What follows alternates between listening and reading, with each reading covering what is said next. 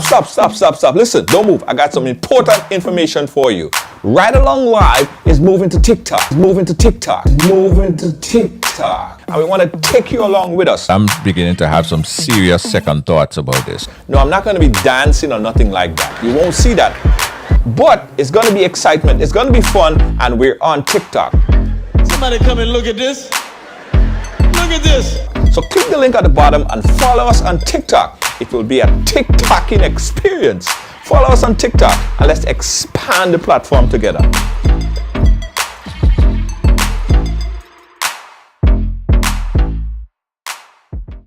Williams Funeral Service serve you with dignity and compassion as you mourn. Every day, we embark on the journey of life, and one day, the journey will end. It's on that day that you can entrust the celebration of life of your loved ones to David Williams Funeral Service. Call 718-291-3823.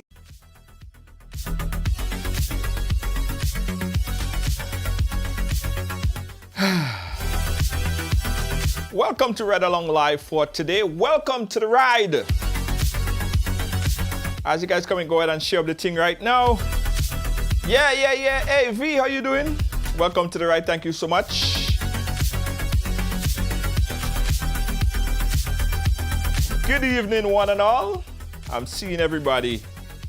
Welcome. Got so much cameras sometimes I have to try to figure out which one I have to look at, yeah? All right, guys, so listen, I just got back from Florida, guys. Literally got off the plane, all right? And today we have an interesting program for you. But before I play back that program, I wanted to chat with you guys briefly. Because, listen, I have to big up the viewers, the supporters of this platform. You guys are simply the best. No one better. I can't ask for a better set of fans, followers, and supporters, right? Because the love and support that I've gotten, that the whole platform I've gotten over the past couple weeks, man, has been tremendous. Tremendous, I tell you. I mean, we reach out to you guys a lot, sometimes, you know, to aid in the effort of other people.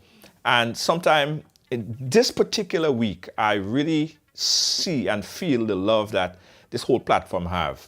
You know, I was speaking to a past guest that came on the program, and hey, Lacey, big up yourself. And she was expressing to me how happy she is because, and I didn't know this, right? I didn't know this at all. She came on the program and she shared her story. She was going through tremendous heartache, tremendous problems at the point in time. And she came and she shared her story.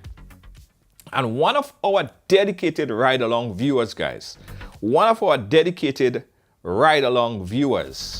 decided to not only support that lady with funds, right? But that person decided to basically adopt this individual. So she have been getting regular support. And I'm talking about sometimes a bi-weekly basis. She is being adopted by this person. I knew nothing about this. I knew absolutely nothing about this. So she gave me a big old hug and she was saying how gratifying, how grateful she was for the platform. Yeah, man. And I just had to say, yo, a tear almost come from my eye. Trust me. So happy to hear this, guys. And I have to say thank you guys so much. You know, to date, I did a calculation. To date, right? We have raised and supported possibly in upwards of $100,000, no lie, in support from you, the viewers, you, the supporters. When it was St. Vincent and the Grenadines, people came up, we raised over $10,000 in an hour. Man, listen, nobody else does it like Ride Along. And I had to say thank you guys so much, because whenever someone else is down, we, the supporters, you, the supporters, see the need because you feel the need to pay it forward. And I have to say, bonks for that, tokes for that. Yeah, man, tokes for that. Really appreciate that. Good evening to you, Serafina Kwashi. We really appreciate you guys. I really wanted to say this, guys. Now, today's program, we're going to talk about this story right here. I'm going to play back that story that I did previously about this story, right? Having to do with this young lady. You're going to hear the whole story, by the way. When she was 5 years old, ladies and gentlemen, 5 years old, she was raped by her grandmother's husband, not her biological grandfather, right? And what you will hear in that interview as well is not only that she was raped by that man, but that man basically passed through the entire family. He possibly have raped everyone in the family. You're going to hear the touching and emotional story in a little while. Very, very emotional. And I was checking on some statistics. Hey, Serafina, hey, Lacey, big up yourself. I was checking on some statistics. What's this other study? Reward money, missing computer. All right, we'll talk about all that. I was looking at some statistics, guys. And the statistics are that almost 60+% of women, right, who either lived in the Caribbean, and you guys could tell me if that statistic is right or wrong, almost over 60% have somehow been molested by a family member, molested by a close friend or family member. Oftentimes, and the statistic went on to say that it is in the Caribbean region, and it's so high in the Caribbean region because oftentimes what happens is, you know, your mother, your father, your primary guardian sometimes may migrate to the United States and other places to basically sort out the family. So sometimes the daughter, the son are left with secondary guardian. And sometimes, well, most times, the secondary guardians are not even as attentive to that child as the mother will, or the mother is, right? So oftentimes we see a high number of sexual related incidents between Caribbean nationals. And this is freaking alarming. 60-something%. Could you imagine? Could you imagine? And I was shocked. But when I read closer into the statistic, it has to be accurate, because I asked a few of my friends, randomly,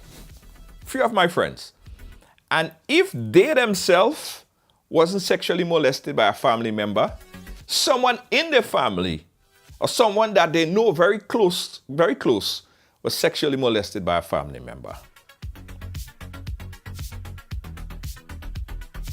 Yes.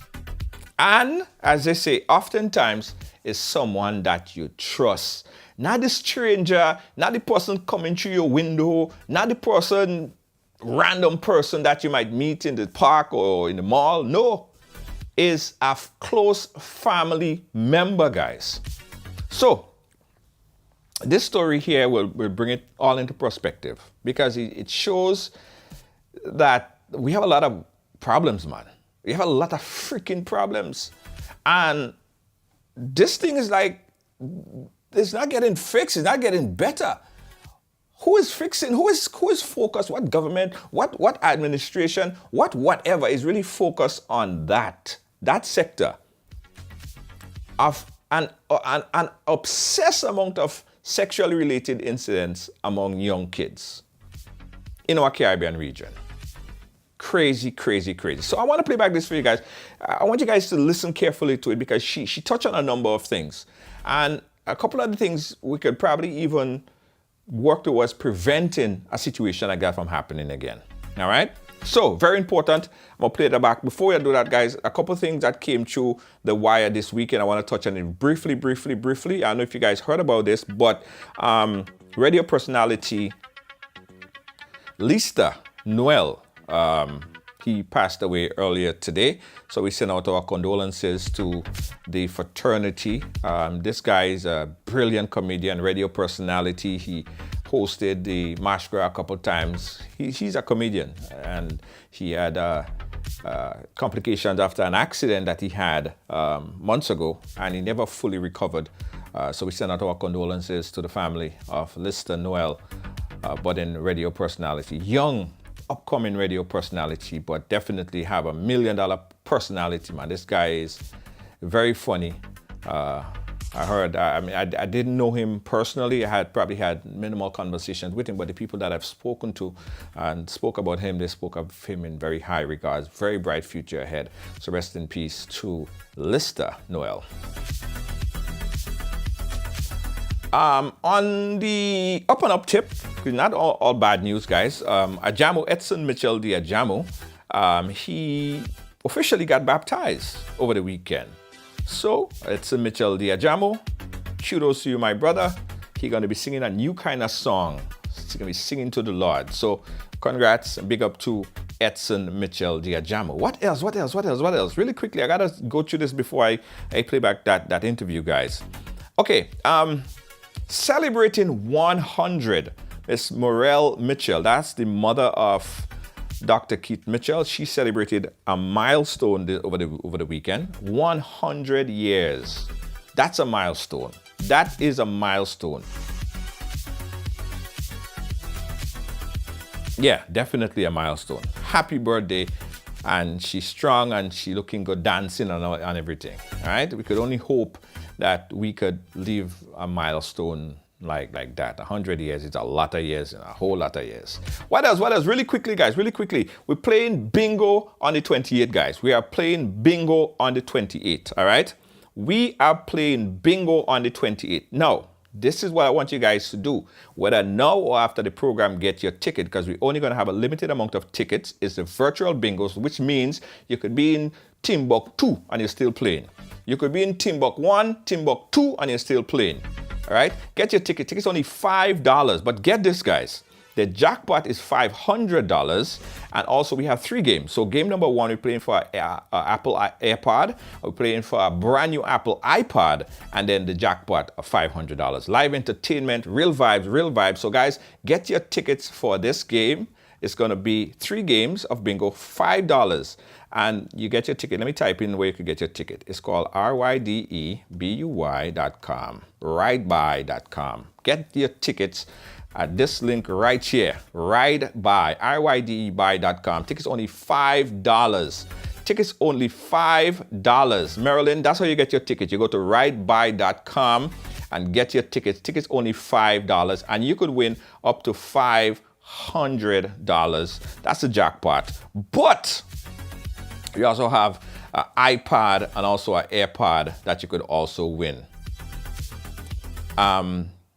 Right? So, guys, you get your tickets for our bingo, and that's on the 28th. I want to see everybody on the Ride Along family to be in and playing that bingo. It's a virtual bingo, so you could be anywhere and be a part of the bingo. All right? Okay? All right. Lydia say I knew him personally. I knew him the day he got his breakthrough in comedy. I was present at the Deluxe Cinema judging Calypso Bad's tent. Yeah, Lister, man. Yeah, I've seen that brother, and it's sad when a young budding media personality gone so soon. All right, okay.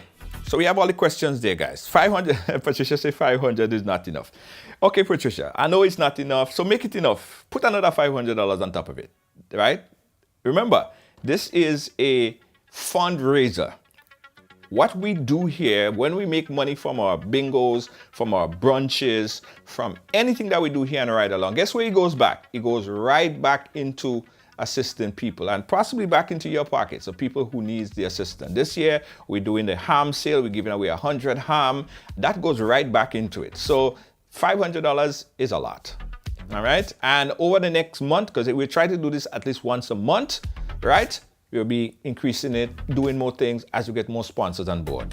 So $500 may not sound like a lot, but if you put imagine if you put $5, you know, you put $5 and you win $500. $5. I give you $5. I give you $5. You give me $500. So if you want your bingo ticket, guys, if you want your bingo ticket, you get your ticket, go to www.rydebuy.com. That's rydebuy.com. Type in Ride, RYDE, BUY.com. That's the link for the tickets, guys. That's the links for the ticket. You get your ticket right there, and we're playing bingo. Okay? We're playing bingo. Yes. All right, guys. So get your tickets. In fact, while you're watching the program, just get your ticket. In fact, you could get 4 tickets. Everybody get 4 tickets. That's what all you should do. All you should just get 4 tickets. It increases your chances of winning the $500. What do you say? Can we make something Samsung? All right. Next one, we're going to make something Samsung, guys. Next time, we're going to make something Samsung. Okay? All right. I promise you. Again, guys, we got to tell you this really quickly before we play back the interview, right? We are having our first, not our virtual bingo. And for everyone that you see doing virtual bingo, we were the first to do it. If you guys remember, we was the first to do the virtual bingo. All right, so we're not new to this. We're true to this. Our virtual bingo is going to be live on Ride Along. It's on October 28th. It's on October 28th. It's on October 28th. It starts at 6 and it goes up to 6 and it goes up to 8 p.m. Live entertainment. We have the Apple AirPod and then the iPod. The jackpot is $500. Now, if you live in an area you don't have a credit card and you want to pay by cash, that's fine. That's no problem. You can still pay by cash, okay? You could pay with cash. You call us up and you could pay with cash. You still get your ticket. It's very easy how you play this, guys. All you do after you make your purchase, we send you the ticket via your text or via your email, right? You get your bingo ticket in your text and your email. It's very easy. All you have to do, follow it and ride along. And whenever you get bingo, all you have to say is bingo. Just type in bingo. And we see it. We check your ticket numbers and the winner. Just like that. Instant payoff. No time. We ain't wasting no time. Instant payoff. Just so. All right, I already have a tablet, AirPod, and $500. You need to go bigger. Okay, Patricia. Well, we probably not this time, but probably next time we could meet your needs. All right, how about that? All right, you should just buy some ticket just to sponsor, just to support the thing now. All right, guys, let's go into this interview right now. Right. So as I said, this is an interview that I want a lot of people to pay attention to because I think that it would answer a lot of questions and try to help out people who have been through similar situation.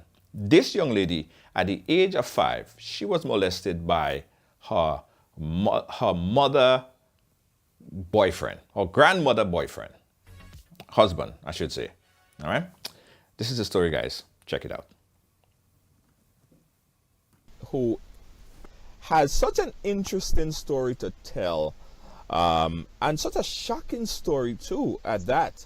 Our next guest, we piqued my attention after I got a chance to see her video and her recollection of what happened to her at a very early age. I know we did stories on this program before dealing with abuse and sexual abuse, but none quite like this one. I would like to welcome our guest on the program right now. Larissa, welcome to Ride Along. Hi. How are you doing today? I'm fine, thanks. Thanks for having me, Junior. Well, it's my pleasure to have you on the program here. I want you to also take the opportunity to big up the folks that's watching all over the world. And they come here, not for me, but for you. They come here to support you, to hear your story. They come here to hear everything about you. So take the opportunity to big them up. Well, hello, everyone. Hi from Larissa to everyone that's watching. Hello. Yes. And guys, as I said, this story, you have to sit down for this one. I want you guys to get really relaxed. If your phone is not on charge, I want you to make sure you put it on charge, because I don't want you to miss a second of this ride along. It is both inspirational You might get teary at times, but I guess at the end you'll see the inspiration behind it. All right, so get relaxed, guys, and I'm gonna get relaxed as well as we go ahead with this particular program. Right, first, so Larissa, Yes. how was your day today? How was your day? How was the Tuesday? My day was interesting. I enjoyed my day because I was actually packing some stuff to be sent off to my island for some girls. So I actually enjoyed that part of my day. Right, and what island are you from? I am from Jamaica, the beautiful island of Jamaica. Okay, all right. And if I seem a little bit distracted, I'm trying to share this on my page right now. So Yes. yeah. Yeah. Well, I'm sure that your fans in Jamaica and around the world would be delighted to hear your story here on Ride Along, as we here are also would be delighted to listen as well. All right. All right. So Okay. let's start from the beginning. Let's go back. As a young girl growing up, how was life for you? The early stages of my life was actually very pleasant. I was born into a family. I had my mom, my dad, my siblings, and the first few years of my life was pretty normal. I could say I was born into a well-to-do family. My dad was well known and had several businesses, and somewhat, I wouldn't dare to say we were rich, but we were okay. So the first few years of my childhood was very normal and good. Right, right. No Yeah. real problems. A regular young life, Yeah. growing up and stuff like that. When do you recall things started to change for you? At what age? At 5, things took a turn for me at age 5. And Yes. what happened? My parents went out of town one day and decided that I had to stay over at my grandmother's house. Yes. And my mom and dad made the decision to leave me there.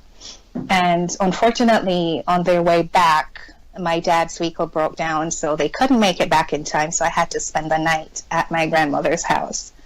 And what happened there changed my life forever. My first night staying over there, and my grandmother's husband, when it began getting dark, I remember him coming into the room on me and asking me a series of questions, and followed by him sticking his tongue down my throat and sticking his fingers where they didn't belong. And that's where it all began for me. So the male figure, it's your grandmother's husband. Correct. Okay, but he's not He's not my biological grandfather. No. Okay, so But he's all the grandfather I've known. So, yeah. so the first time he did it, you were 5 years old, right? I was 5. And what did And you, it started with him kissing and using his fingers, the digital penetration, yes. and at that age, like, I mean, you're 5 years old. Did you think that at that time you're thinking that something is wrong with that, right? I knew something was wrong immediately because the questions that he started asking me was, first of all, when I got into the room, it just felt different. It did not feel right. And followed by the questions that he was asking, if I knew how to kiss, if I wanted him to teach me how to kiss, all of this. At 5 years old, I knew something wasn't right. And I answered him, of course, no, I don't know how to kiss. And no, I didn't want him to teach me, but that never stopped him. So, yeah, he started kissing. And as I said, it got worse. So, Did you ever tell your grandmother, hey, your husband is molesting me, he's making passes at me? I never told my grandmother because that happened that night. And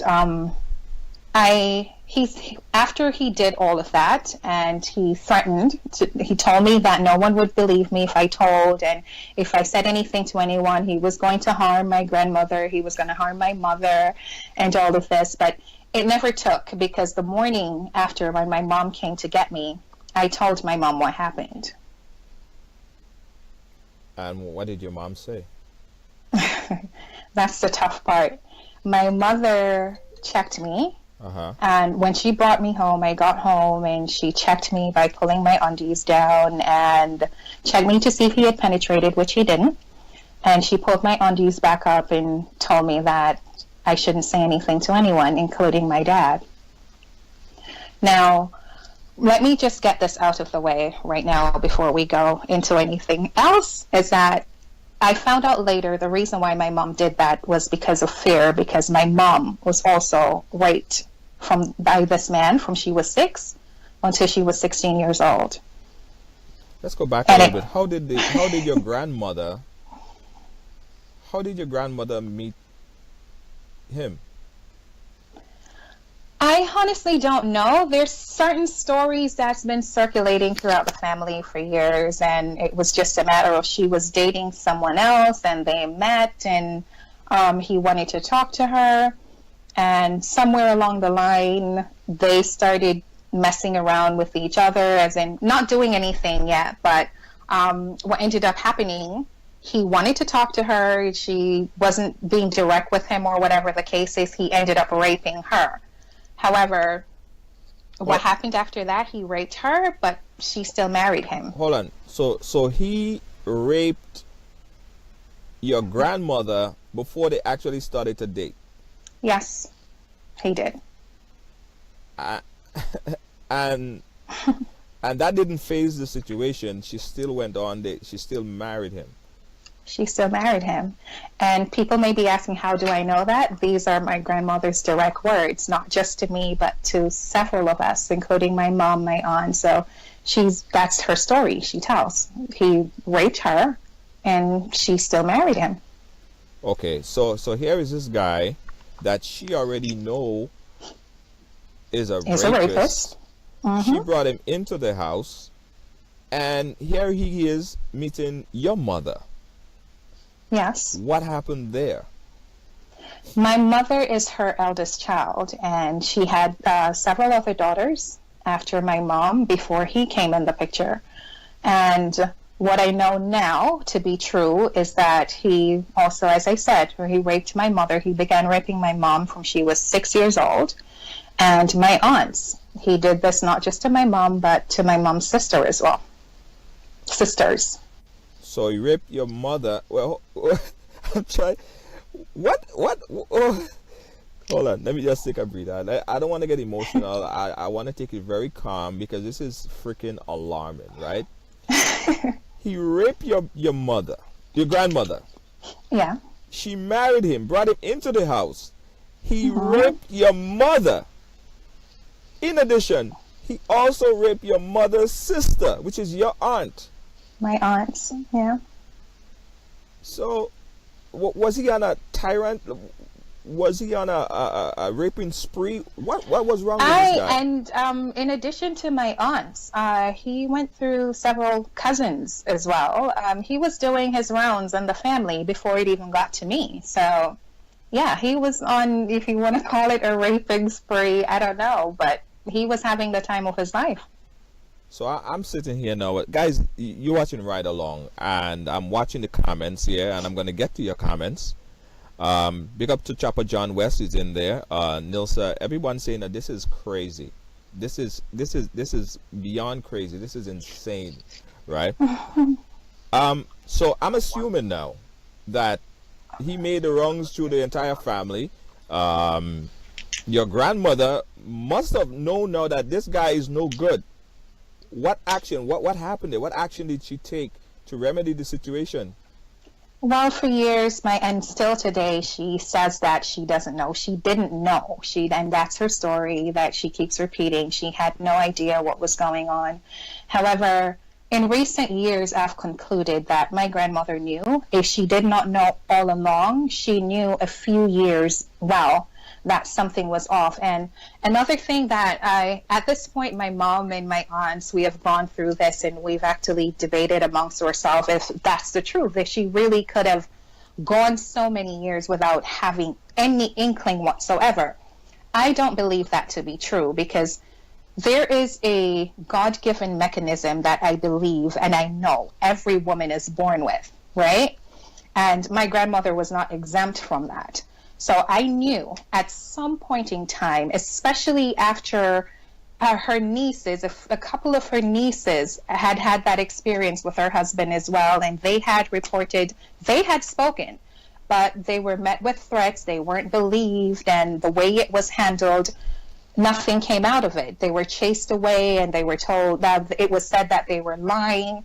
But I'm saying after all of this happened, you know how you got with him, what happened to you. And if you have nieces, and not just one or two, you have several nieces reporting that this man has done this to them, at some point in time, you don't stop to think, okay, something is going on here and something is not right with him. One of the biggest issue I personally have with my grandmother is that when I was living at her house and he began raping me, which this is jumping ahead in the story, but he began raping me now from 11 through 16. I was literally living at the house. At first I started going there because my mom left me somewhere else, and my grandmother had came and taken me from that place, brought me to my aunt's. But I started visiting the house. Again, unfortunately, I had to, because my aunt that I was staying with, cousins, it's her mother. So we were still told or asked to go to the house. So, but after I got to the age of 11, he amped it up, and he started raping me now. And even going to and from the house, I am thinking at some point in time, my grandmother, something had to have clicked in her head. And even when I started living with her, at nights when she's sleeping with him, she never stopped to wonder where he was getting up to go. He couldn't possibly be going to the bathroom for that long. And nothing. She kept saying she didn't know, and she still says that. But I know different.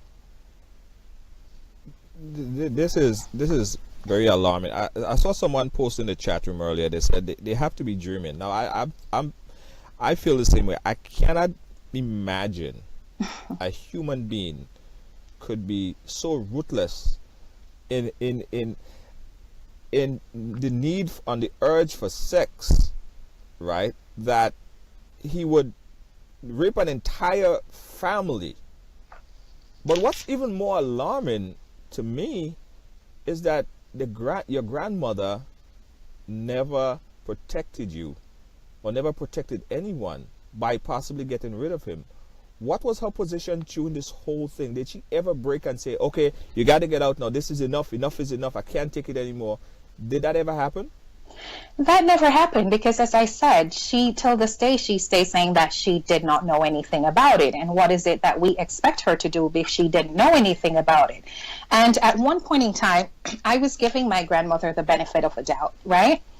And for some reason, for my own benefit, I think I was saying, okay, honestly, probably she didn't know, because no one wants to believe, especially I'm a granddaughter, especially her daughters, to know that this is mom, this is my mother, and something is happening and you do nothing about it. Take, for example, one of my aunts. It's not my story to tell, but one of the experiences that she had is that my grandmother used to send her to his job, to his workplace. He was working in some fields, right, and he would send her to take lunch, send my aunt to take lunch to him every day. And she would go bawl, kicking and screaming. She does not want to go. She does not want to go. And she would still insist, and sometimes beat her to go and take the lunch to him. And every time she did that, every day he would be raping her in the cane piece.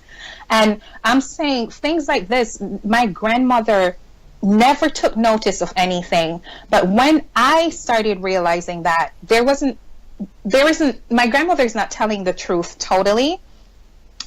After I grew up and I migrated and I started traveling back and forth, a few years ago, I had gone back to Jamaica, and this was years and years ago, because my little brother was 3 then, and he's 20-something now. So one of my first trips back there, I had brought my baby brother with me, and believe it or not, I was still going back to their house, because again, that's how I was programmed growing up. We can't say anything. We have to protect my grandmother from her husband, because he's going to kill her, he's going to kill all of us, and blah blah blah.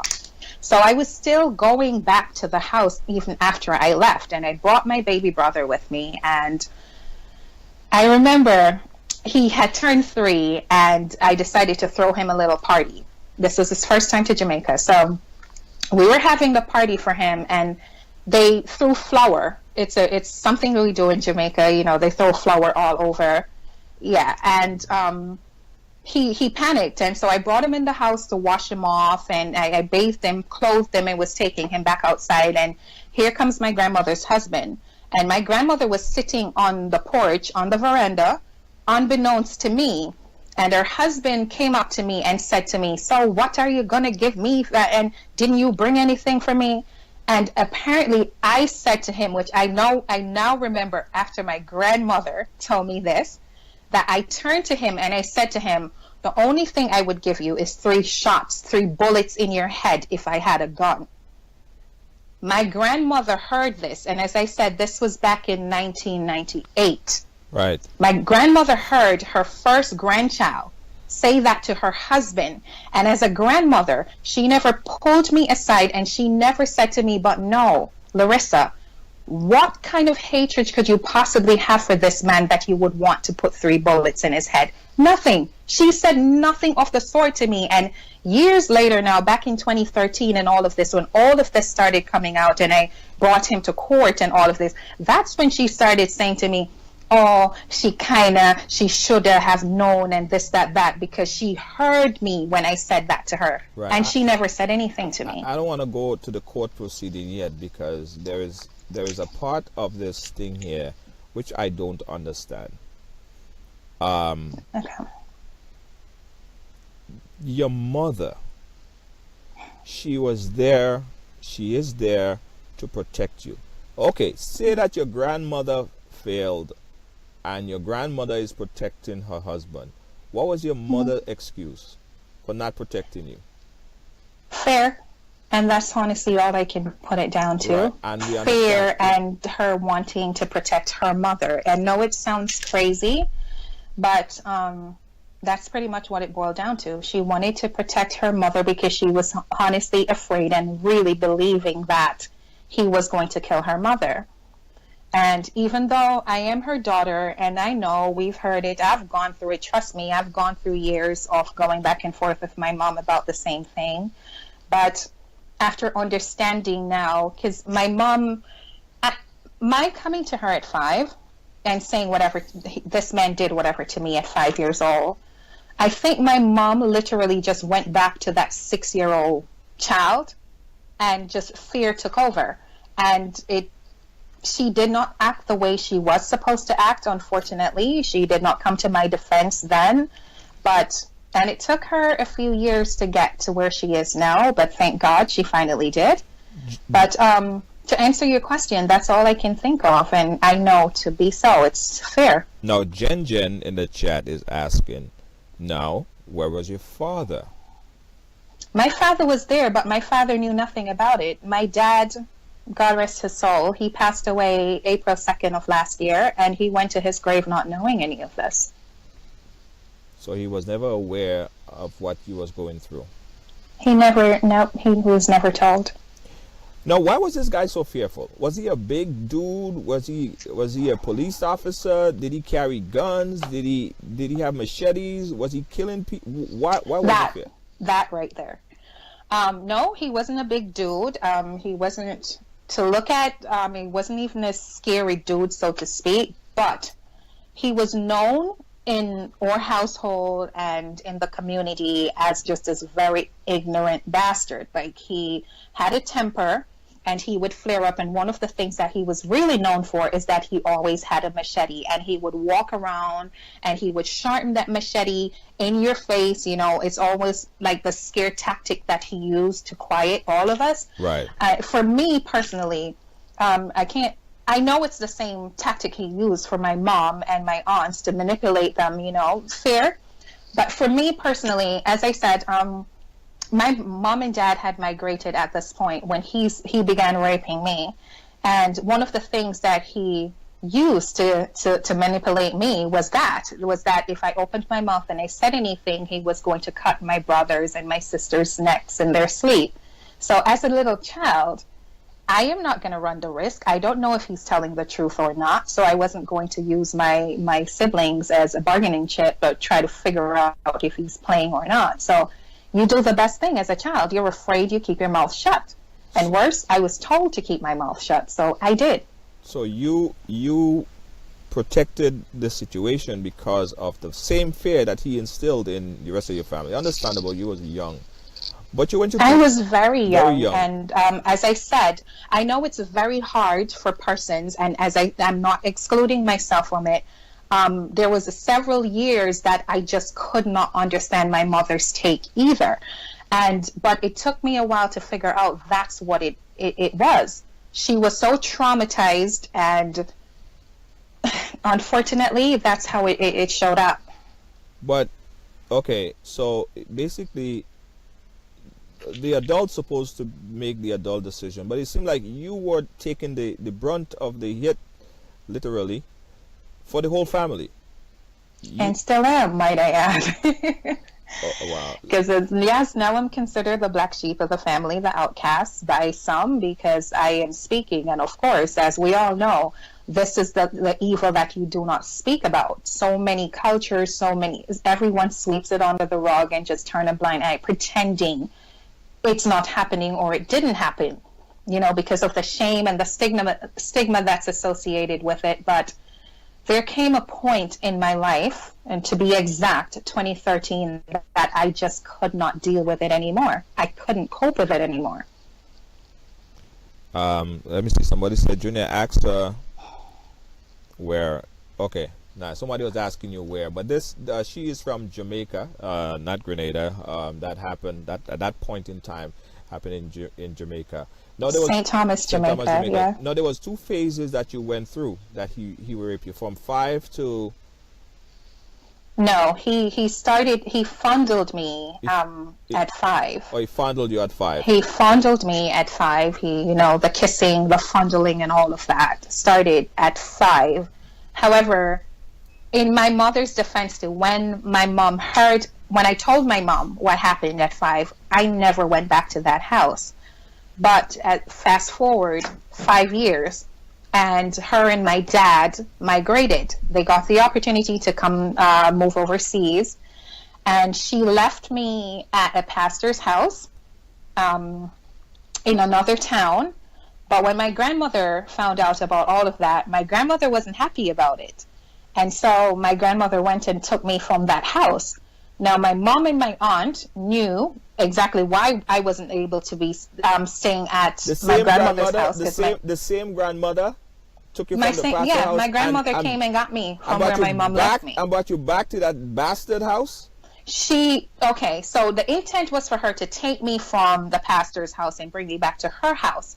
But my mom and my aunt, knowing why my mother never left me there to begin with, they decided they were going to have me stay with my aunt. So I was living with my aunt for a few years, but I was going back to the house because my aunt, she had her children and all boys. My grandmother's house was just a house that everyone went to. And so, yes, along with the boys, I was sent to the house. And that this time I started going back to the house to visit from ages 11, and it was the first time I went back to the house, he upped the ante, because now I'm not a 5-year-old anymore. Now I'm 11 years old, and I don't know what was the attraction. The man was just sick, because it's not like I had boobs. I bloomed very late, so I don't know. But yes, the first night I stayed over there, again, he struck. That's when the rape began. So he moved up from fondling, he went full out rape on you. That first night, that first time that it happened, you was at about 11, right? I was 11 years old the first time, yeah, he raped me. Okay, so you're a little older at that point in time. Did you think, like, tell the police or get him arrested or I wouldn't, because, okay, so there's several things at play here. First of all, I wasn't going to tell anyone anything because, again, from remembering what happened at 5 and after telling my mom and they told me not to speak about it, when it started happening at 11 and it got worse, by this time my brothers were living at the house. My mom and dad was no longer there, so my brothers were living there. My sister and I were still living with my aunt when he started raping me. But because he knew that my brothers were there, he would tell me every time if I opened my mouth and I said anything, he was going to cut their throats in their sleeves. I am the eldest of my siblings, and that was a weight that I had to carry, because there is no way I was going to say anything and risk him harming my siblings. I as a child, no. So no, I wasn't going to tell my grandmother. I wasn't going to tell the police. I wasn't going to tell anyone, because I had to keep it secret You were to between protect a rock. my siblings. You was between a rock and a hard place. You could say that. You had to deal with it, but you couldn't tell anyone. A lot of people are asking, is he dead? Is he in jail? We're going to get to that. We're going to get to all of that stuff. We're going to get to the whole story. I promise you guys. We're chatting here with Larissa, a very, very touching story. Let me recap for those of you who just came in, right? Her grandmother's husband, he went through a raping spree on the whole family, guys. He went in on her mother, on her mother's sisters, on her cousins. He just had no regards for anyone as long as they named female. Did he rape the dog too? Because this guy look as if he's raping everything. He's sticking something inside of probably like a keyhole. Anything he gets, he would push in there. He seemed like he has no regards for anybody, no regards for anything. He just went on a raping spree. Now, you're 11, 12, 13, and he's doing this to you. You couldn't tell nobody, and your grandmother still not saying anything about this, right? She said she didn't know about it. I spoke once again after, between, you're saying 11, 12, 13. The only other time I spoke out about what was happening was at 13 years old. And what made me speak that time, and as in telling my aunts what was happening again, which they called my mom and told her, is I caught him with my 3-year-old sister. Hold on. Yeah. Hold on. He raped your 3-year-old sister too. He never got a chance to rape her, thank God, because I caught it. I saw him before it got to that point. But what I couldn't stop was he was already fondling. He was already fondling her. He was already sticking his, So I didn't know, and I couldn't stop that part, but thank God I caught it before he got to actually raping her. Because as I said before, he began raping my mother at 6 years old. So the only thing that spared me, and my aunts from that young age too, the only thing that spared me was because I wasn't physically living at the house during that age. I had just visited at 5 that one night. So when I started going back and had to stay over and whatever, it was from 11 on. So if I didn't catch him when I did with my sister at 3, yeah, she would have had that experience too. But as I was saying, I know this whole situation here. I mean, talking about it now, it's no laugh, it's no games, it's real life. It happened. And I know the emotion that you're going through. Even coming and share your story, I really understand. But I just know that whenever you share your story, it's helping a lot of people out there that is saying, you know what, this happened to me as well. I'm not the only person that this happened to. They could relate. That's the only reason why I do it, to be honest with you. The only reason. Let's not like laugh or second guess this. That's the only reason I speak about this. And my getting emotional just now, me talking about my experience and whatever, I've mastered that. I can deal with that. I still, however, for some reason have a major issue when it comes on to my baby sister and talking about her. So forgive that, but no, we understand. We understand. Yeah. This guy is an evil. He's almost like an evil genius, because he's so evil, but he still know how to get away with it.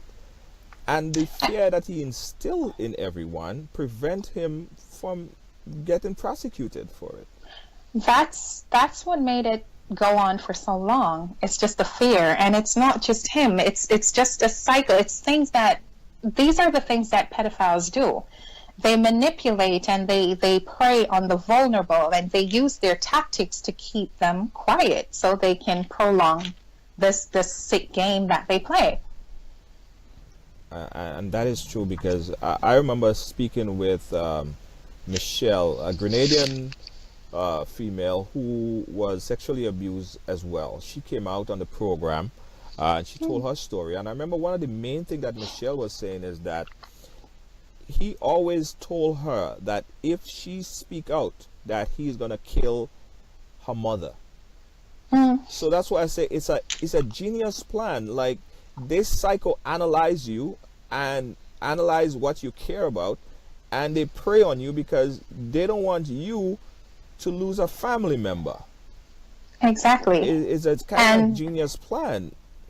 It is genius because in my case, I don't know if had he used the threat, even though I know I probably would not have spoken out if he was just threatening my mother, because the thing is, my mom was never there. After she got married to my dad and she left, she never really went back to the house and whatever. So I was always a very slick child. Like, my brain was always clicking. So I knew that wouldn't have stopped me from talking, because he wouldn't have gotten any access to my mother.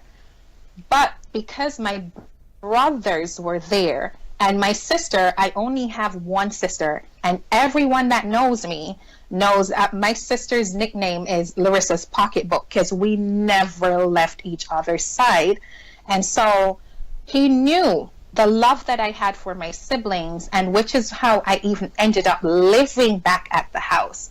Because during those ages when he started raping me, as I said before, I wasn't living there. I was still visiting because I was being sent there by my aunts or whatever. But when I went to go back to the house to live, I was sent back there, was after a little while, things started really getting bad for my brothers, where they were being abused, not sexually, Right. but other things were happening.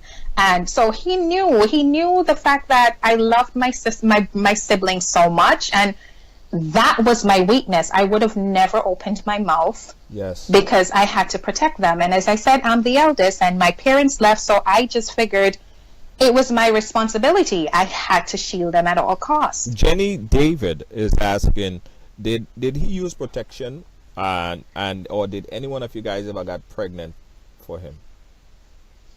Thank God none of us got pregnant. But no, this is how you know that he's such a mastermind.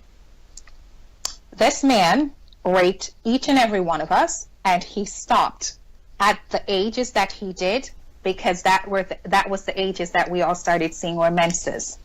So he knew what he was doing. He knew exactly what he was doing. And I remember a few years ago, I confronted him, my sister and I, and he literally looked at us and said to us that we're lucky that he never breed us, got us pregnant, and he never bust us up, right? So he knew with that statement alone. And by the way, when he made that comment to my sisters and my face, my grandmother, this was in our house in the US now, Yeah. and my grandmother was on the phone and heard him, because I called her phone in Jamaica. She was on the phone and she heard every single line that her husband said. And yet still today, my grandmother is still playing that card. Oh, I didn't know. Oh, I didn't. But she heard her husband when he said that, and she's still with him. So, go figure. This is painful to everyone that's listening. It's heartbreaking that someone have to go through this, especially at that young age. And what is even so dramatic about this is that the guardian who is there supposed to protect you, all down the whole row, everybody failed you. Everyone failed you. They did. Now, They honestly did. And that's something that, as it's just something that you have to cope with, you've lived with, or you learn to live with. But that's the reality of the situation, yes. Yeah. And now tell us about you as a person now. The stress, the the stress you go through. Have you ever contemplated like taking your own life? Thinking it's not worth living because like you just going through so much. I have. I not only contemplated, I actually attempted to take my life. Not once, not twice. I won't say, but More than I three did. times? You actually tried to kill yourself I more than 3 times? attempted to take my own life more than once. Yes, and you're absolutely right. The stress of having to deal with that is not just the stress; it's the pain that comes along with something like that happening to you, and you feeling as if you're alone and no one understands. And in what happened throughout my family, knowing that it happened to so many of us, and because of how all of this happened, no one was talking about it. And when I tried to speak out, even in my adult years, I was constantly again being told not to, because we had to protect my grandmother, and the shame of it is going to kill her, and all of these things. And so throughout my years, when I tried talking about it, it got to the place where even my little sister, when I would try to talk to her, I saw how bothered she was. And my sister, because she was so young, thank God, like myself too, there's some parts of it that you suppress. But for me, the memories was so much in my head, especially what I saw when I saw him with my sister, that memory is cemented in my brain. And throughout the years, having to deal with that and not having anywhere to turn and not knowing how to deal with it, you're absolutely right. In addition to what was done, because I went through a period where I felt as if it was my fault, and you felt disgusting, you felt nasty, even though now I know better, that I couldn't have stopped it or anything of that sort. But during those years where I felt as if, I can't even put into words right now, but it takes such a toll on you. You just feel unworthy, you feel unloved, you feel betrayed, you feel worthless, so to speak. And I didn't want to have to tell anybody this as growing up and dating and all of that, and it started showing up in ways that I never would have thought it would have showed up. I trusted no one. We could go on for days, but you're absolutely right. Yes, the stress level that comes with that, and having to cope. And how did you pull yourself back from killing yourself? I mean, you could talk about it now, because I'm sure that you're in a better place. I'm sure that you went through therapy. I'm sure that you're in a much better place, much stronger place to deal with it. But at the point in time when the stress became so high, when the problems became so insurmountable, like, how did you pull yourself back from taking your own life? To be honest with you, Junior, I don't know if I can take credit for that at all.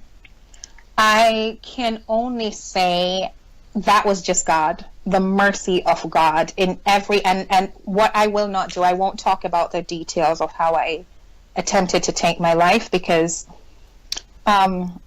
since recently, especially since that video, Dearest Grandma, was released, the amount of girls that have been reaching out to me, and I have very young followers, and my little babies that I call them, that's always listening and watching. So there's certain things I won't go into details about. Yes, I understand. So, but honestly, I can take no credit for that, because based on how things happen, I should have been dead.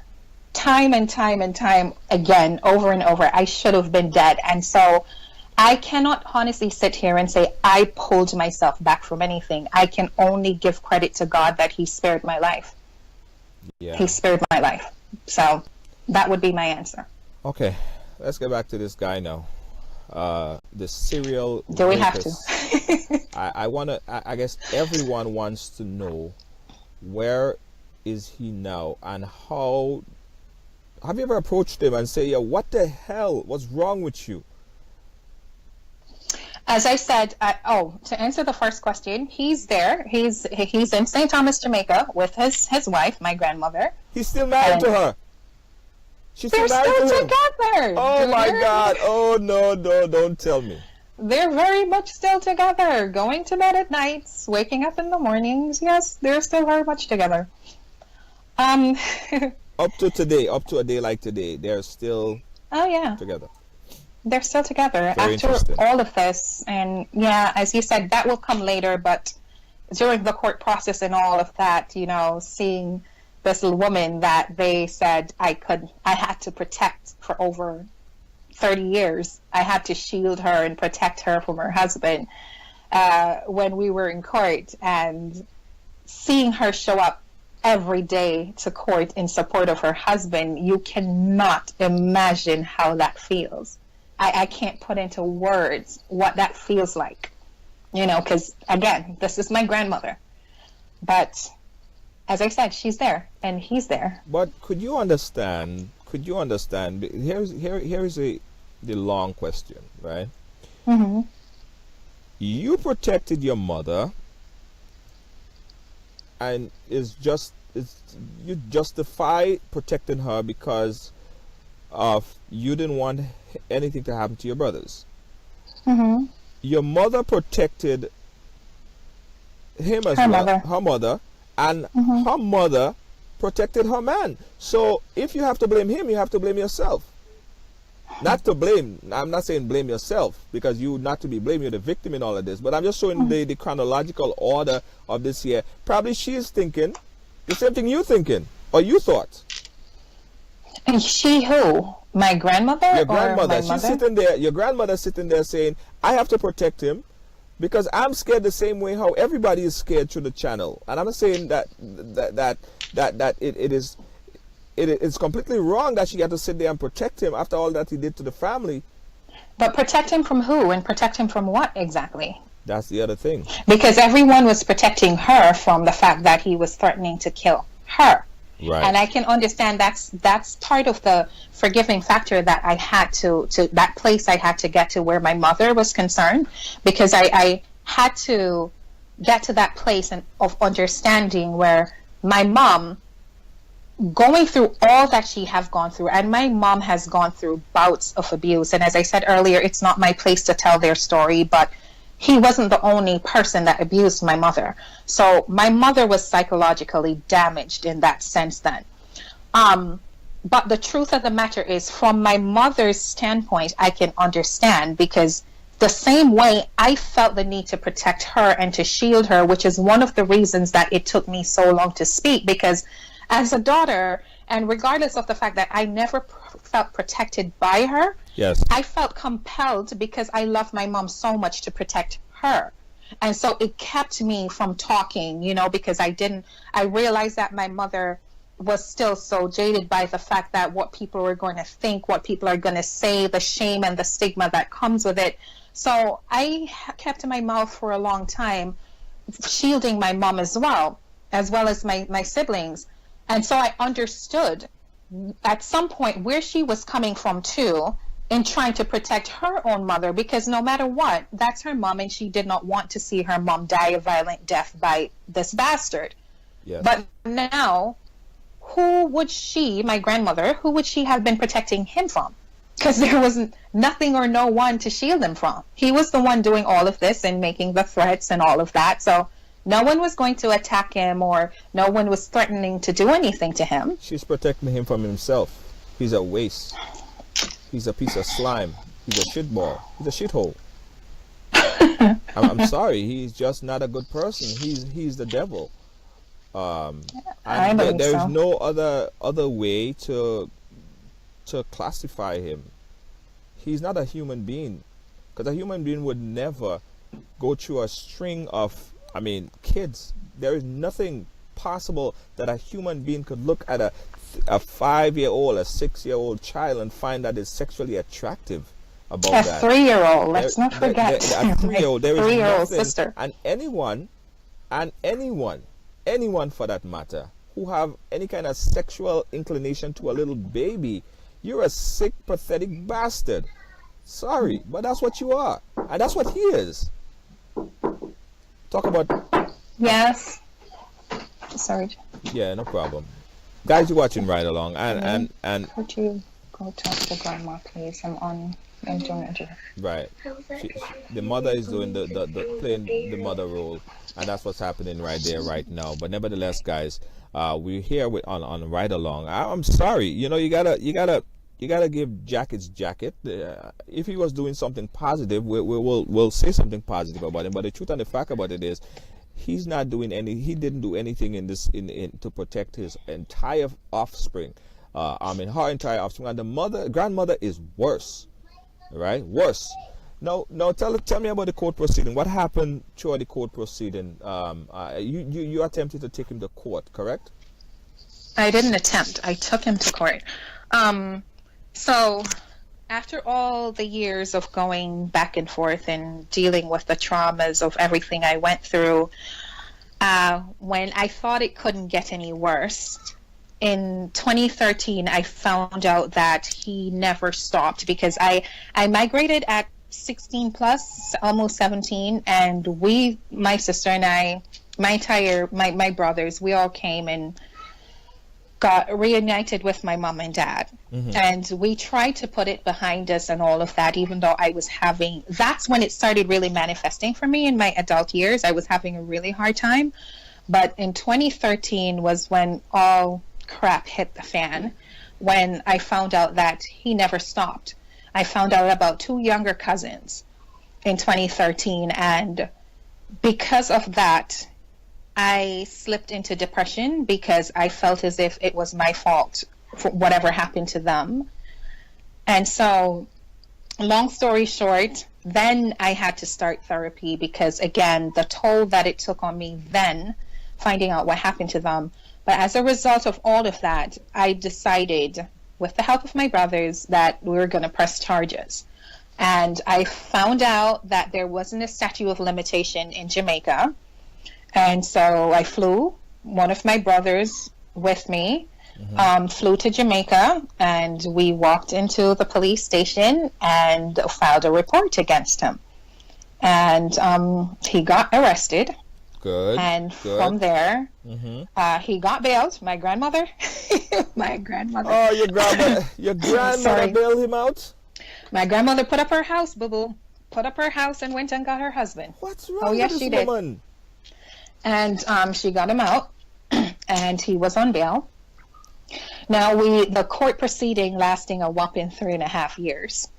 And I had to be flying back and forth to Jamaica for that duration. It was very difficult, as I mentioned earlier, because, again, I think one of the most difficult things I had to encounter is not even looking at this man day in, day out, going to court, having to face him and having to talk to people that I didn't know about my story and all of that.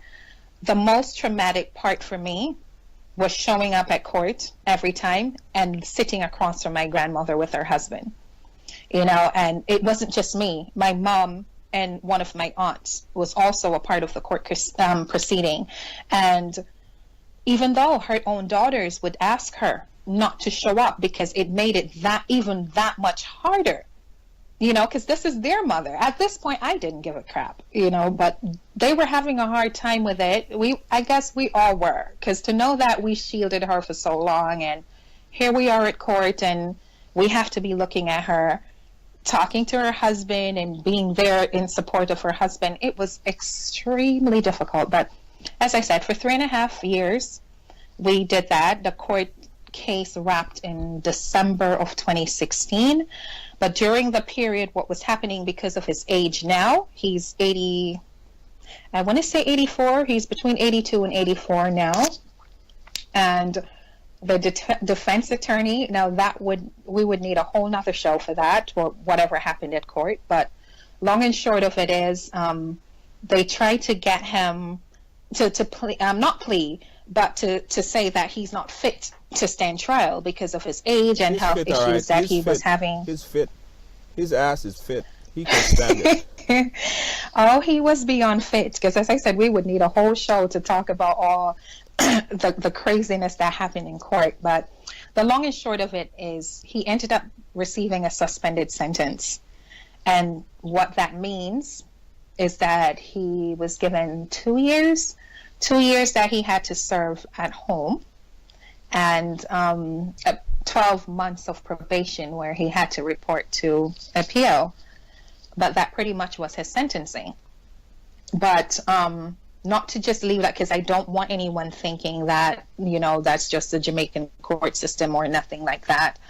Even though a large part of their ruling was that because, of course, he was a so-called first-time offender and he didn't have certain things against him prior and whatever, in addition to his age and the health issues that they were claiming he had, that was a part of it.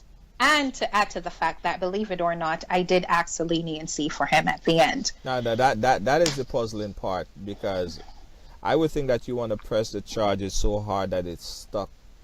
Why did you ask for leniency?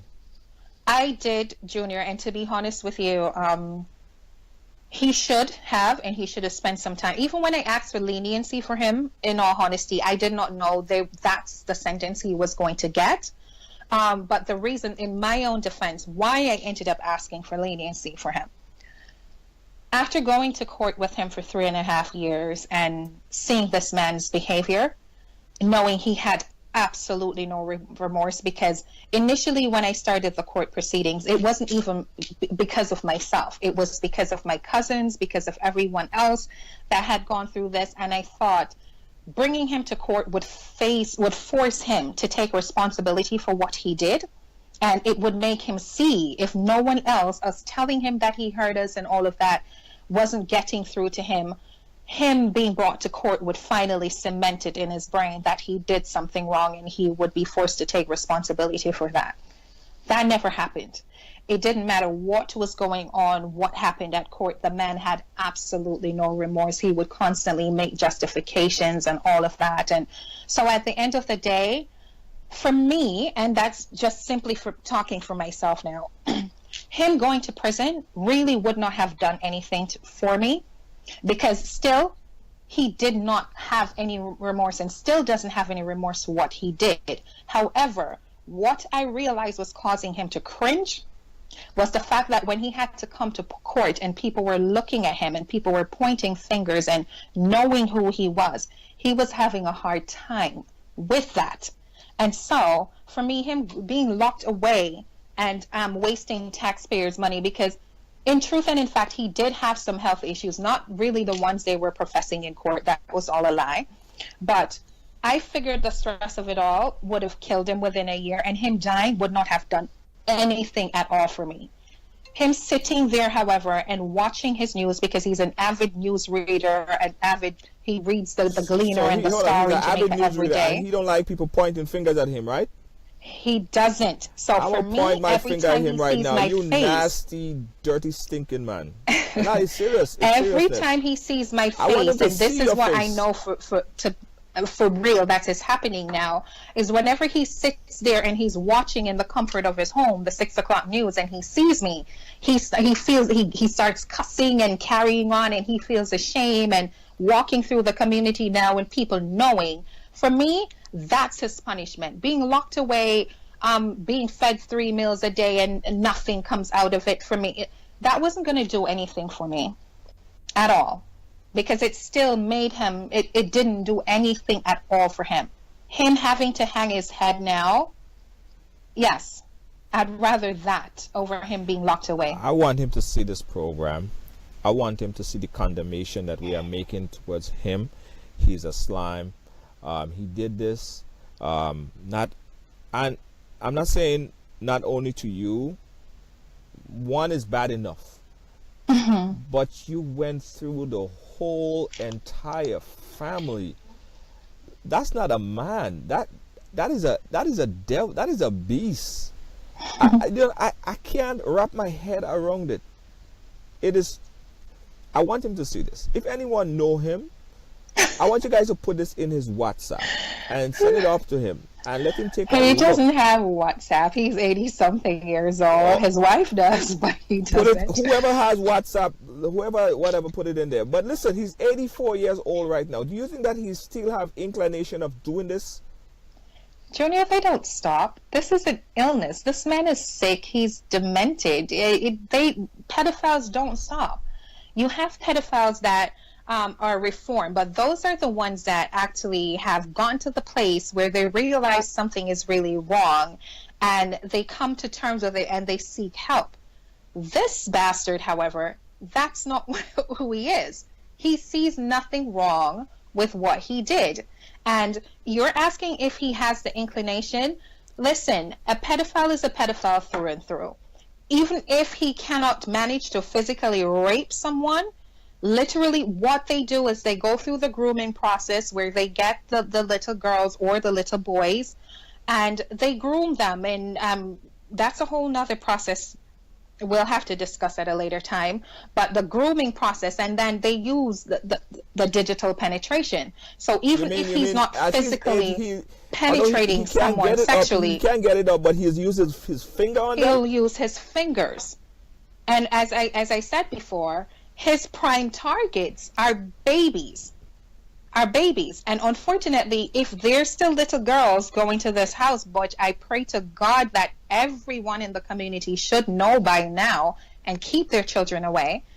But if there's still girls going there, or he can have access to them, you best believe he will keep doing whatever, because they don't change. Guys, we're going to open up. You know what? We're running a little bit over time, but I want to do this. I really want to do this, even if I have to take one call. Even if it's one call I have to take, guys, I want you guys to give us a call right now. This is the number, 718-701-5720. Call us up right now. We take one quick call. I want you to speak to the audience. People are very passionate about this. This is a devil. This is a nasty man.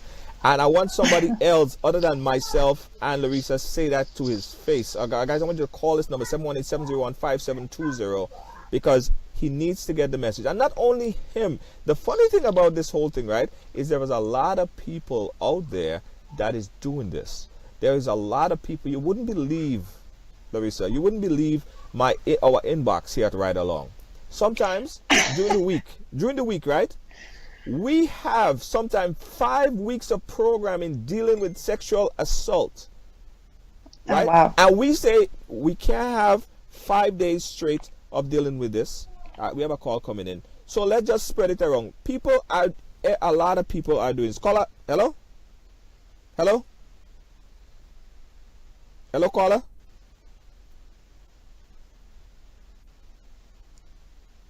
All right, something happened there. I'm not hearing the caller. Let me just say this while you're saying I wouldn't believe the calls that you're getting. Oh, believe me, I know. This particular evil knows no creed, no class. You best believe it's happening to just about every other family, if not every family. You can find someone that has had this experience. Since I started talking out publicly, one of the things that I hope that we get to before we wrap is what I'm currently doing. I mean, talking about my story, but I want to get to what I am currently doing now. And since I started doing some of what I've been doing. Sorry, I don't want to cut you there. Let me just take this one call. We come to you. Caller, you live. Caller, you live. Hello. Hi. Hello. Hi. Hi, how are you? I'm fine. Hi. I'm Victoria. Yeah, hi, Victoria. Where are you calling us from? New Jersey. New Jersey. What do you want to say? What do you think about this craziness, Victoria? Well, I'm so tired of hearing so many situations like this, because not only is something that's going on worldwide, but hitting a lot of our own communities in the Caribbean. You see, my father's Jamaican. My mom is from Grenada. And I've heard so many stories, not only from my friends who are from Jamaica, that had these same type of issues that's gone on in their family. Yes. So what I really do. Oh, sorry. Oh, I think I muted her call. Sorry, hold on 1 second. Let me unmute her call. Apologize. Yeah. Hello. Hello. I think I muted her call. Hello. Hello. Yeah. Sorry about that. Go ahead. Okay. What I really do believe that's going on in our communities is that they're not. A lot of people are not educated when it comes to pedophiles. You cannot rehabilitate them. True. They need to be away from children altogether. Yes. And when it comes to our culture, this whole pride thing of we want to make sure that, we don't want to tarnish the name. We don't want any shame. And that's what the control is, because our culture is based on our name. Yes. We don't want to tarnish the family name. Just be quiet. We don't want anyone to know what's going on. Yes, true. That's the problem. And so many children are going through this in our communities, and it's heartbreaking because it's like a generational curse. Yes. Because you're bringing this on, and you're quiet, and then your children goes through the same thing. Then they become quiet, and it continues. And until you're educated, understand, well, this is wrong, and we have to speak out. Yes. That's when it's able to stop. Yes, I agree. Thank you so much, Victoria from New Jersey. We appreciate you. welcome. All right, thank you. Thank you. And this is true. Larissa, you were saying? I couldn't agree with her more. That's exactly what happened and what keeps happening. Take, for example, this doctor that was just charged, whatever his name is, Nassar, whatever the case is. Now, this is the sixth cycle that keeps giving, because when you think about what is happening and these persons they're doing the act and the victims are forced into being silent, it gives them the power to keep doing this over and over. And so the cycle never stops. Yeah. And this is the only way the cycle is going to be broken. When they realize that victims are not taking it anymore and their behinds will be in trouble, and that we're no longer afraid. We're no longer afraid. This bastard, I think it was 158 women that spoke out against him. And I've had several people that shared that link, that video of the trial and the sentencing on my page, and I have not spoken out about it at all just yet, because of the fact that it really made me sit for the past few days, and I was just marveled and so hurt about the fact that one man was able to do this. And as the caller just said, it's just a cycle that keeps going because no one spoke about it, and so you empowered them to keep doing it. And it's one of the things that I do now when I do my speech, that I go out and I speak, is to explain to persons that the more you keep quiet about it, it's telling them that it's okay. And you give them the power to keep doing this, and don't ever for a second believe that if it happened to you, you're the only person it happened to. Yeah. There is not one pedophile, as I was saying earlier before you took the call. Since I started speaking publicly and even going out now and doing the Good Touch, Bad Touch campaign that I started and all of that, and hearing the children talk about this happening to them, and hearing the amount of stories by adults. That video you mentioned earlier, that was released on the 31st of December, and every single day since the 31st of December, I have not just had one, two, I have several platforms, and on every platform that I go on a daily basis, I keep hearing the same stories, and the stories are just getting worse and worse. And now I am of the belief that there's more of us with this experience than there isn't. Yeah. And this goes to show that something has to give, because all that happened was that us as survivors or as victims, when we were going through it, because we were so afraid and never spoke out about it, they figured, why the hell not? Yeah. That is nothing's going to happen because they're not going to talk. So, and even when we're grown, because that's another thing that's breaking my heart, and one of the reasons why I am speaking today, because since I started speaking, Junior, I have women that are 70 and 80 something years old telling me they've had this experience, and they're in their 80s and they're living very traumatic lives. It's tormenting them, and they still have not spoken about it. That is sad. And by God, if I can save one little girl or another young woman from having to live their entire life with this trauma, it is ridiculous. Something has to give. You can't have, and these are people that we're rubbing elbows with every single day. They're in our houses. Some of us, we're married to them or we're dating them, persons that have had this experience, and they're hurting, having so much pain that they're living with, and they're not talking about it. But if you just rub on them or touch on them the wrong way, they snap. You understand? So there's several different aspects that will go into play here. And this is why one of the things that Journey to Free, or motto or tagline, is reassign the shame and speak. Because I'm not telling any and everyone to go out and do what I did. You understand? I'm not saying you have to take, even though I wish to God they would all bring their behinds in court. But I'm not saying you have to go that route or even be on a public platform, because by God, this is not easy. But find somebody, anybody, and start talking. You don't have to live with this trauma anymore. Yeah. You really don't. It's just... as I said, when I think about that guy, that doctor, and how many women this one man, and it's the same thing with my grandmother's husband. So far, the last time I counted, we were up to 12 persons that spoke about what he did to them. So that's 12 people in one family that I know of. Yes. And God forbid how many others have not spoken out about it. Because again, as the caller said, the stigma and the shame that's associated with, you know what?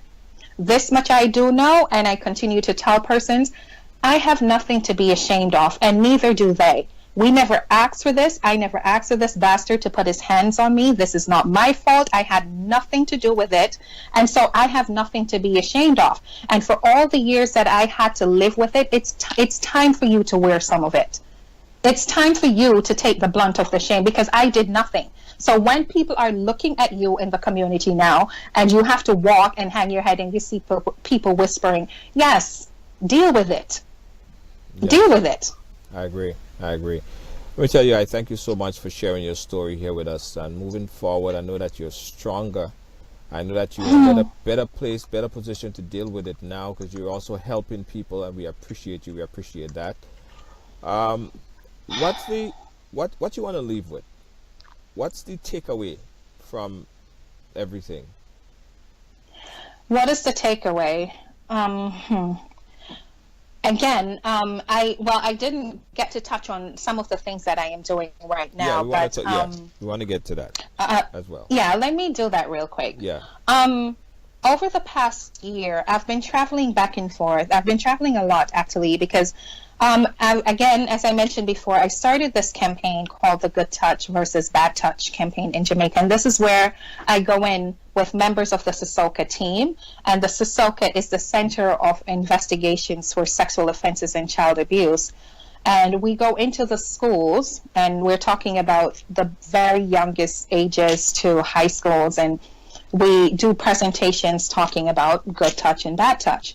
In addition to doing that, I've also, I've been doing this baby drive that I started late last year, where we're collecting items for 26 girls that are victims, ranging from the ages of 12 through 15 plus, that are all impregnated by their rapists and now left high and dry.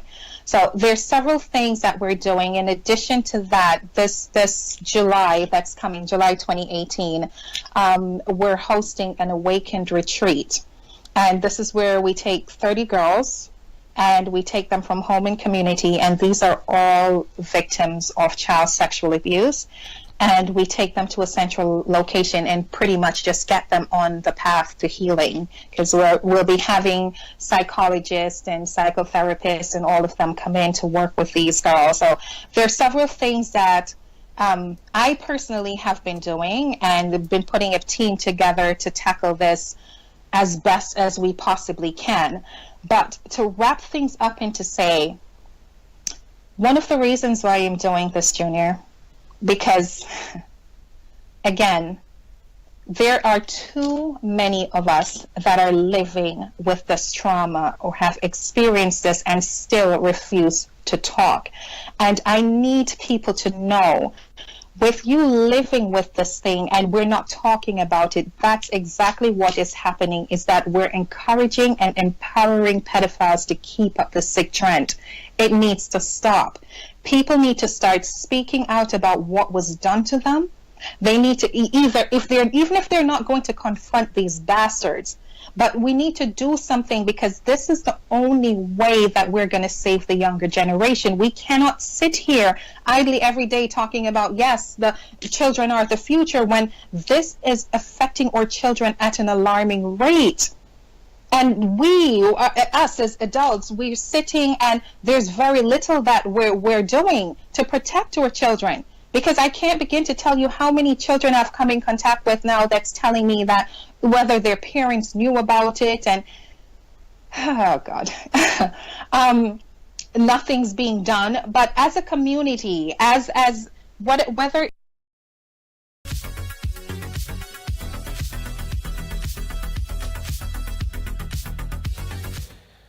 Yeah, folks.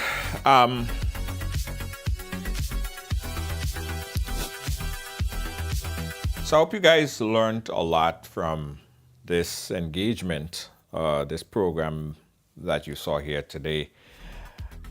It pretty much a strong appeal to parents. Yeah, we need to listen to our children, continue to listen to our children, pay close attention. She went through this, and she's she's an adult right now. And what happened to her when she was 3-4 years old, it still traumatized her to this very sad day. And it's sad. There are a lot of people that's going through it right now. And it's traumatic, especially to see the statistics, the numbers. The numbers are high. The amount of Caribbean people in particular who have been molested at a tender age. As we said, the statistic is alarmingly high. I guess the major takeaway, as I said, parents, we need to listen to our children. Continue. Listen to our children. Thanks for watching, guys. Thanks for paying attention. Thanks for sharing. Thanks for liking, and continue to share this program. I'm sure that it would help someone out there that have went through a situation like this and could possibly pull from the strength of my guest. All right, we can also share her contact number if you guys want to reach out to her and talk to her, find out how she's doing now. We're going to put that in the description, in the comment section at the bottom. Thanks for watching again, guys. We appreciate you. Thank you. All right, guys, let me just say before we wrap up that a few things happening. We want you guys to support as we continue to support our community. We have the Ride Along Virtual Bingo, and that's coming up on the 28th of October this month.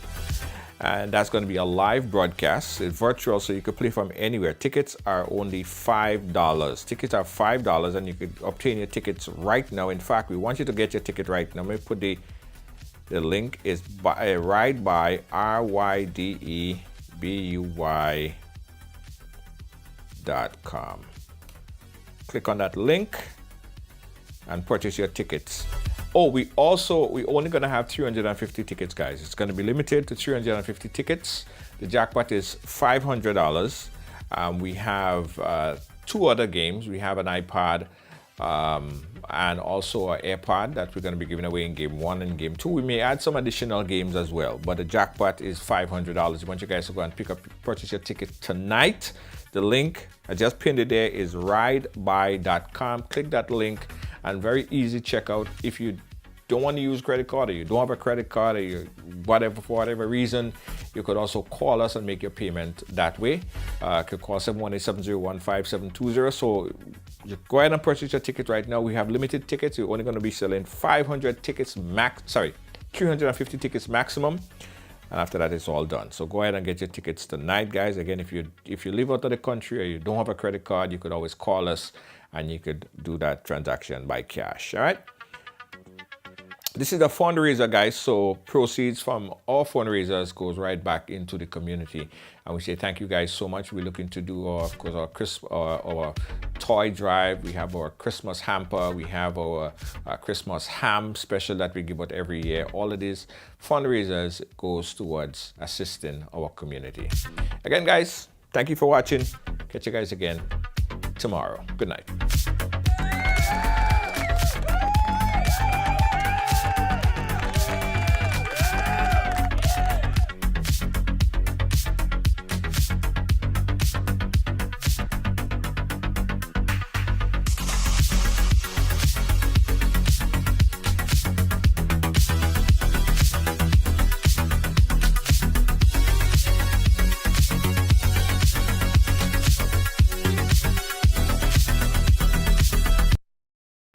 Stop. Listen, don't move. I got some important information for you.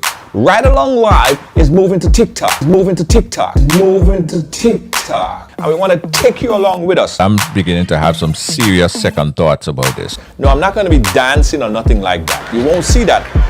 But it's going to be excitement. It's going to be fun. And we're on TikTok. Somebody come and look at this. Look at this. So click the link at the bottom and follow us on TikTok. It will be a TikToking experience. Follow us on TikTok and let's expand the platform together.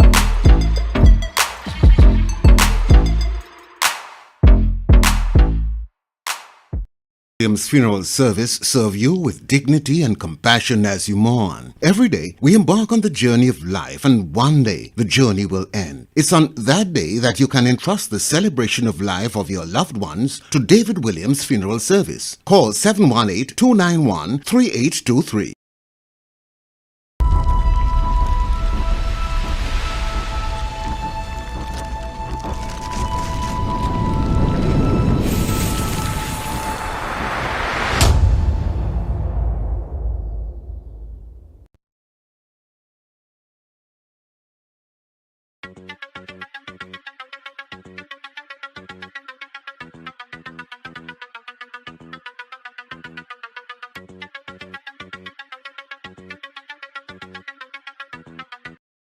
Grenadian products are now only a mouse click away at GrenadaMarket.com. Nutmeg and guava jams, jellies and syrups, world famous nutmeg pain relief spray, black sage, soursop, lemongrass, and guabande bar. Ordering is simple and friendly. All major credit cards accepted. Safe, secure shopping guaranteed. GrenadaMarket.com ships your product anywhere in the world. So when you can't go to the island, the products off the island can. Moringa leaf is the highest concentration of vitamins of any plant on the planet. So if you're looking to get all the vitamins your body needs, get moringa. Moringa, 4 times more vitamin A than carrots, 3 times more potassium than bananas, 4 times more calcium than milk, 25 times the iron of spinach, 9 times the protein of yogurt, and 7 times the vitamin C of oranges. Stuff is amazing. It's a superfood. So go to Healing.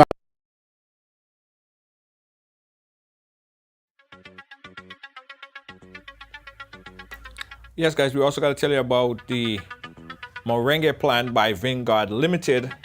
Now, as I said, it's a superfood, guys. It's a superfood, and they're able to process this moringa into capsule, into powder, also even into oils, right? If you want to get this superfruit, super plant, almost good for every single thing, right? It's a miracle plant. You call this number right now.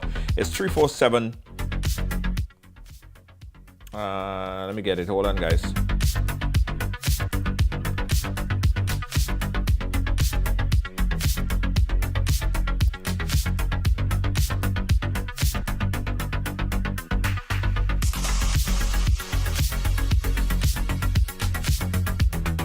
Sorry. 347-792-9978. That's 347-792-9978. Call right now and order the moringa. It's available here in New York and they ship worldwide. Again, the number that you call tonight is 347-792-9978.